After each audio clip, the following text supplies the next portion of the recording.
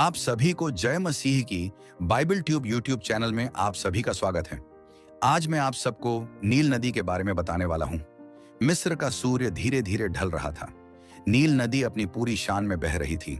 उसका पानी चांदी की तरह चमक रहा था और उसके तटों पर खड़े नारियल और खजूर के वृक्ष शांति का अनुभव करा रहे थे। ये वही नदी थी जिसने मिस्र को जीवन दिया था, लेकिन किसी को क्या पता था कि जल्द ही यही नदी रक्त में बदल जाएगी और पूरा साम्राज्य भय और निराशा में डूब जाएगा। इस्राएली, जिन्हें यहूदी भी कहा जाता था, कई वर्षों से मिस्र में गुलाम थे। फिरौन के विशाल महलों और मंदिरों को बनाने के लिए वे दिन रात कठोर परिश्रम करते थे। उनके लिए जीवन कठिन था। उनकी पीठों पर कोड़ों के निशान थे। उनके बच्चों को कठोर कामों में झोंक दिया जाता था और उन्हें भोजन भी मुश्किल से मिलता था। लेकिन इस्राएलियों का परमेश्वर यहोवा अपने लोगों की पीड़ा को देख रहा था। उसने मूसा और उनके भाई हारून को चुना कि वे फिरौन के पास जाएं और उसे आदेश दें कि वह इस्राएलियों को मुक्त कर दे। मूसा और हारून अपने गहरे भूरे वस्त्रों में फिरौन के भव्य महल में पहुंचे। महल की दीवारें सोने की बनी थीं और हर कोने पर विशाल स्तंभ खड़े थे। फिरौन अपने सिंहासन पर बैठा था। उसके चारों ओर दरबारियों, जादूगरों और सैनिकों की भीड़ थी। मूसा ने आगे बढ़कर कहा, यहोवा इस्राएलियों के परमेश्वर की ओर से मैं तुम्हें संदेश देने आया हूं। वह कहता है, मेरे लोगों को आजाद कर दो ताकि वे जंगल में जाकर मेरी उपासना कर सकें। फिरौन ने ठहाका लगाया, तुम्हारा ईश्वर कौन है? मैंने कभी उसे नहीं देखा। मिस्र की शक्ति मेरी मुट्ठी में है और मैं किसी अदृश्य ईश्वर के आदेशों का पालन नहीं करता। मूसा शांत स्वर में बोले, यदि तुमने हमारे निवेदन को ठुकराया तो यहोवा मिस्र पर भयंकर विपत्तियां भेजेगा।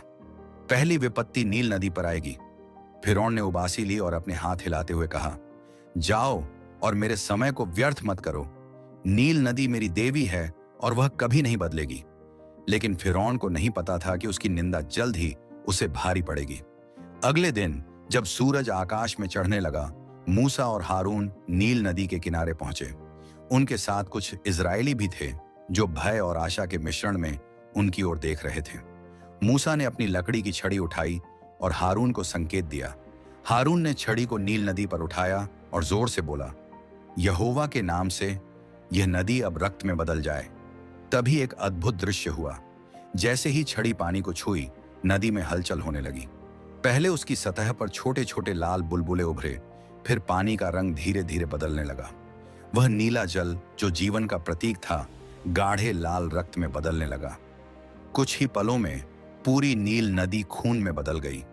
मछुआरों ने चीखते हुए अपने जाल खींचे, लेकिन उनके हाथों में मृत मछलियां आईं जो लाल सागर में तैर रही थीं। तट पर खड़े लोग घड़ों में पानी भरने के लिए झुके, लेकिन घड़ों में खून भर गया। कुएं, झरने, तालाब, हर जगह पानी की जगह रक्त था। मिस्र के लोग घबरा गए।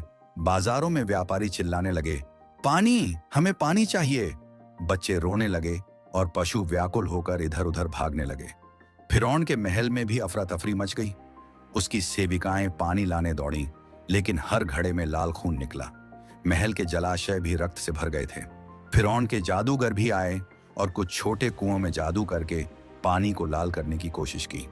उन्होंने फिरौन से कहा, हे महाराज, देखिए, यह कोई बड़ा चमत्कार नहीं, हम भी यह कर सकते हैं। फिरौन ने मूसा की चेतावनी को नजरअंदाज कर दिया और अट्टहास किया, यह कोई दैवीय शक्ति नहीं, सिर्फ जादू है।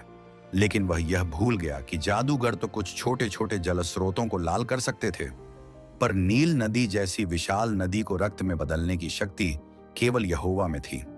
पूरे 7 दिनों तक मिस्रवासी इस प्रकोप से जूझते रहे। उनकी प्यासी संतानें विलाप करने लगीं। खेतों की फसलें सूखने लगीं क्योंकि सिंचाई का जल रक्त बन चुका था। नगरवासी कुओं को खोदने लगे, पर हर जगह सिर्फ गाढ़ा लाल खून निकलता रहा। रात को मिस्र के लोग अपने घरों में सहमे बैठे रहे। हवा में एक अजीब सी बदबू भर गई थी। मृत मछलियों और सड़ते हुए जल की गंध पूरे राज्य में फैल गई। एक दिन एक बूढ़ा किसान फिरौन के महल के सामने जाकर गिर पड़ा। उसकी आंखों में आंसू थे।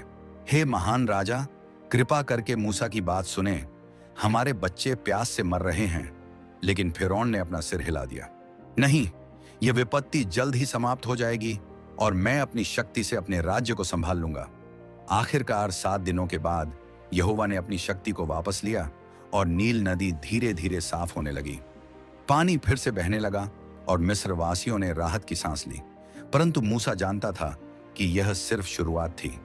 वह फिर से फिरौन के पास गया और गंभीर स्वर में कहा, तूने यहोवा की चेतावनी को अनदेखा किया। यदि तू इस्राएलियों को स्वतंत्र नहीं करेगा तो अगली विपत्ति तेरे राज्य पर आएगी। फिरौन ने मूसा को घूरा। उसकी आंखों में अभी भी अहंकार था।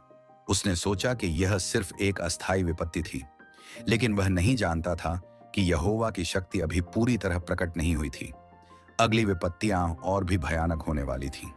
नील नदी का रक्त में बदलना सिर्फ एक प्राकृतिक घटना नहीं थी, बल्कि यहोवा की एक चेतावनी थी। यह दिखाता है कि जब सत्ता का अहंकार बढ़ जाता है और निर्दोष लोगों पर अत्याचार किया जाता है, तो प्रकृति और परमेश्वर दोनों ही न्याय करने के लिए कदम उठाते हैं। यह कहानी यह भी सिखाती है कि किसी की धर्मिता और अहंकार का परिणाम पूरे राष्ट्र को भुगतना पड़ सकता है। फिरौन का अहंकार उसे अगली विपत्तियों की ओर ले जा रहा था, लेकिन यहोवा के चमत्कार अभी खत्म नहीं हुए थे।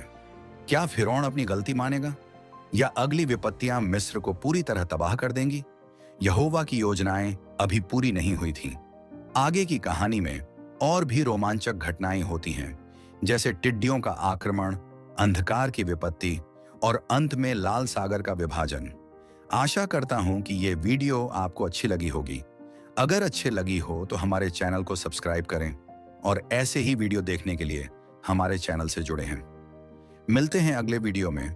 तब तक के लिए जय मसीह की।